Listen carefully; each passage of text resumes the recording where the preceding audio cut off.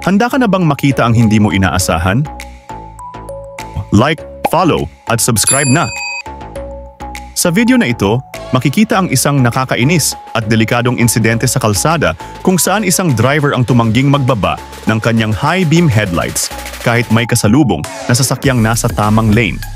Ang sasakyan, sa halip na magpakita ng respeto at konsiderasyon sa kapwa motorista, na sumenyas na sana ay ibaba ang nakakasilaw na ilaw.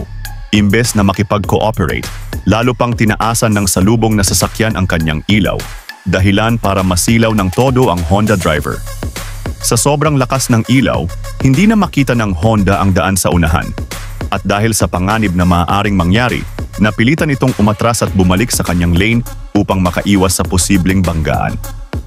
Ang ganitong klaseng asal sa daan ay hindi dapat palampasin.